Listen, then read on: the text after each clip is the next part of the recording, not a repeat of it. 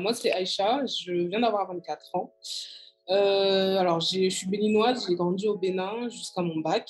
Et ensuite, je suis partie étudier en France. Donc, j'ai fait une première licence en commerce et après un master en gestion de projet ressources humaines. Et j'ai découvert la photo en 2017 par le biais d'une amie en fait, qui avait juste besoin de photos LinkedIn. Et après, elle m'a laissé utiliser son appareil photo. Et voilà, c'est comme ça que ça a pris. Et donc, depuis 2020, là, je suis de retour à Cotonou. Et donc, ça fait 1 an et demi que je suis là et que je change un peu ma thématique en m'inspirant de tout ce qu'il y a ici. Parce qu'à Paris, c'était beaucoup plus street, on va dire.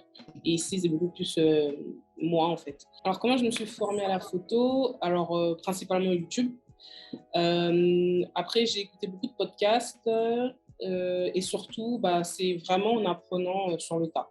Et surtout, ce qui est un peu plus dommage ici au Bénin, en France, on avait toute une communauté en fait entre nous où on était beaucoup plus, voilà, on faisait des photo walls, qu'on allait ensemble. Donc j'ai un ami qui s'appelle Jean-Pascal qui m'a vraiment beaucoup aidé dedans. Donc, enfin, en tout cas, en tout ce qui concerne la technique.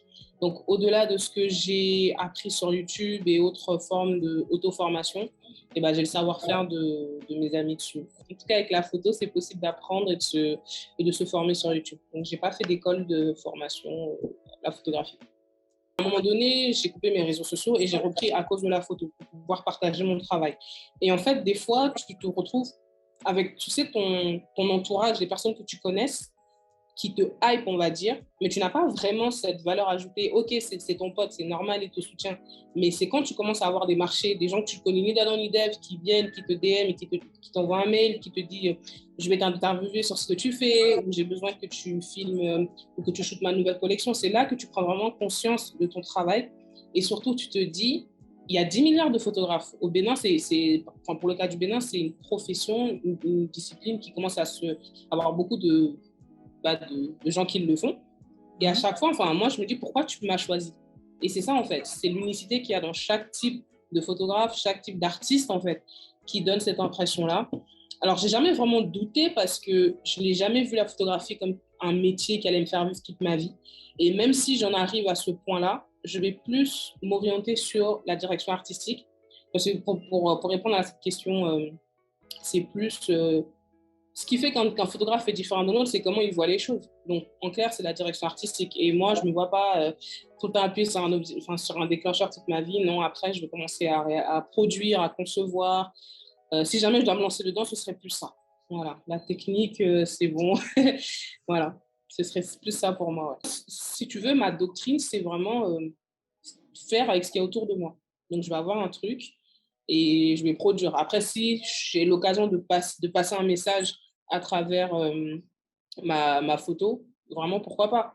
Mais ce n'est pas première chose à laquelle je pense quand je crée quelque chose. Pas forcément.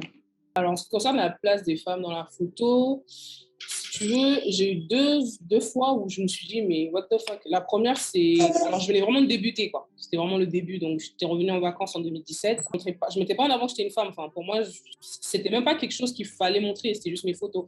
Et donc, on parle, on discute. Au moment de faire les photos, la personne me dit, ah, mais t'es une femme. Ouais, non, je suis pas sûre. Et puis, il repart. Donc ça, je me suis dit, bon, ok, merde, moi, je me suis déplacée pour rien. Et la deuxième fois, c'était, je fais pas souvent de l'événement, mais des fois, quand j'ai besoin de sous, ça m'aide.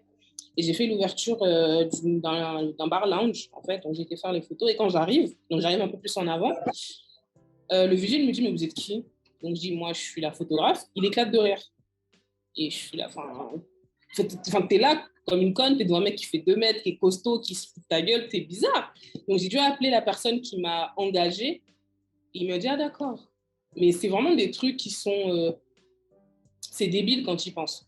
Après, est-ce qu'il y a un domaine particulier où les femmes ne subissent pas des stéréotypes, de l'harcèlement? Moi, pour ma part, j'en ai jamais vécu. J'en ai jamais vécu et je touche du bois. Après, quand tu es une femme noire, musulmane, franchement, les stéréotypes et plein de choses, c'est pas facile. Mais quand même, j'ai jamais eu de situation vraiment contraignante. Et je suis vraiment contente parce que ça me prouve peut-être que d'une certaine manière, au Bénin, on est un peu plus avancé dessus, je pense. Hein. Illusion qu'ont les gens, qu'être photographe en Afrique, bon là, je vais réduire au Bénin, parce que c'est le pays que je connais. Photographe, c'est pas vu comme quelque chose, comme un métier. Tu vas dire, waouh, mon père, il est photographe, ma mère, elle est photographe, tu vois. C'est vraiment la personne qui est dans les événements, qui se balade avec un appareil photo, qu'on appelle comme ça, hey, viens me faire une photo. C'est pas vu comme quelque chose de prestigieux dans les mentalités, en fait. Après, maintenant, nous, les gens un peu plus jeunes, on a réussi à démocratiser ça et c'est beaucoup passé par la culture. Parce que quand tu regardes ce que font les Ghanéens, les Nigérians, les Sénégalais, donc il y a vraiment ce truc de ah ouais, maintenant c'est comme être chanteur, c'est comme être acteur. C'est vraiment quelque chose où, certes, c'est pas un métier dans un bureau et tout, mais c'est un métier. Voilà. Mais je pense en tout cas qu'au Bénin, c'est quelque chose qui. Il y a toujours des difficultés. Hein. Je ne suis pas en train de dire que c'est tout facile, c'est tout rose, tout facile.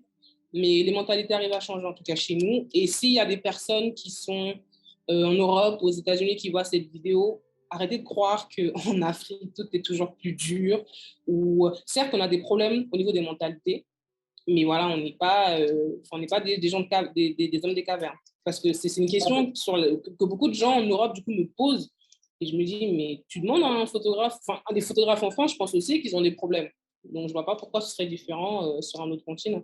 J'aimerais que plus de femmes entreprennent dans tout ce qui est la création artistique. Parce que quand c'est des hommes, on entend toujours des histoires de harcèlement derrière. Soit quand ils font de la conception, c'est toujours un peu voilà, moi, par exemple, quand des artistes viennent me voir, il est hors de question de faire un truc en mode maison, voiture, femme qui twerk. C'est bon, on a vu, passer à autre chose. Et je trouve que les femmes ont plus cette finesse, en fait, de se dire ah tiens, je vais penser à ça. Et d'ailleurs, je vous invite à aller voir l'Instagram d'une amie à moi qui s'appelle Toyin Wategen, Toyin et Wategen. En fait, c'est quelqu'un qui a vraiment poussé la direction artistique au Bénin à un niveau et je suis vraiment contente que ce soit mon amie et elle fait vraiment du bon taf. Et quand je parle de vision féminine de l'art, si vous allez sur mon Instagram, vous allez comprendre de quoi je parle. Donc, ouais, donc plus de femmes dans les arts créatifs.